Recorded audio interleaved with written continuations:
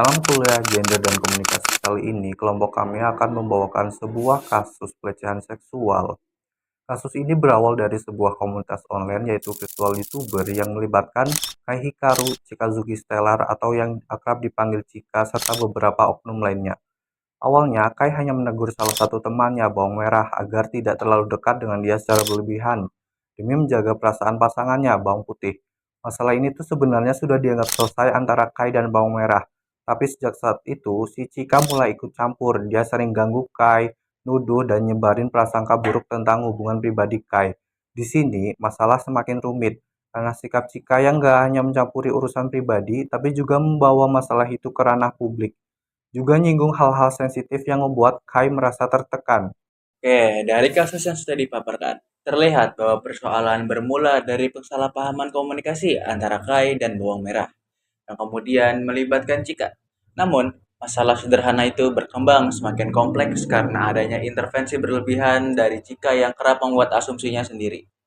Analisisnya, pola komunikasi yang ditunjukkan Cika cenderung manipulatif, misalnya dengan melakukan gultir, gaslighting, dan membawa isu personal ke ruang publik seperti dalam live streaming. Hal ini menunjukkan adanya pelanggaran dalam batas privasi dan juga etika dalam berinteraksi, terutama komunikasi yang sifatnya kolektif.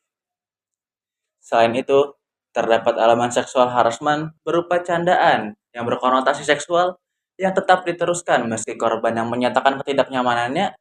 Situasi ini menegaskan adanya relasi yang tidak sehat di mana suara korban diabaikan dan pengalaman pribadinya justru dipermainkan. Dari perspektif komunikasi, kasus ini memperlihatkan bagaimana minimnya empati, tidak adanya self boundary, serta kecenderungan untuk mengontrol narasi membuat konflik yang seharusnya sederhana berubah menjadi konflik yang besar.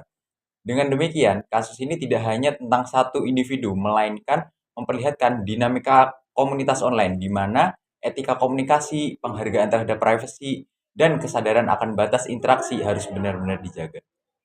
Nah, untuk solusi yang dapat kami berikan buat fenomena yang kami ambil sebagai contoh adalah yang pertama adalah melakukan dekonstruksi bias gender. Apa itu? Yaitu stop memakai standar gender seperti maskulinitas dan feminisme sebagai alat serangan.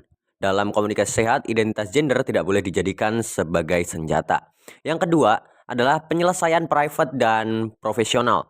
Urusan komisi atau kontrak yang diselesaikan melalui jalur formal seperti invoice atau menunjukkan bukti kontrak itu bukan dengan drama publik seperti yang kami ambil sebagai contoh. Yang ketiga, ada mediasi netral.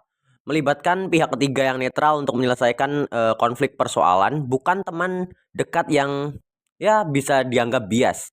Kemudian yang terakhir adalah etika komunikasi digital. Dengan terapan prinsip think before you post, konflik pribadi sebaiknya tidak diekspos di ruang publik karena dapat memperbesar sebuah luka sosial. Nah, jadi kalau ditarik kesimpulan nih, kasus ini nunjukin satu hal penting teman-teman, yaitu komunikasi bukan cuma soal ngomong, tetapi juga bagaimana kedua belah pihak itu dapat bertanggung jawab atas apa yang mereka ucapkan. Nah, letak permasalahannya itu adalah pada batas privasi yang dilanggar, kemudian bercandanya berlebihan, dan juga asumsi pribadi itu dibawa ke ranah publik.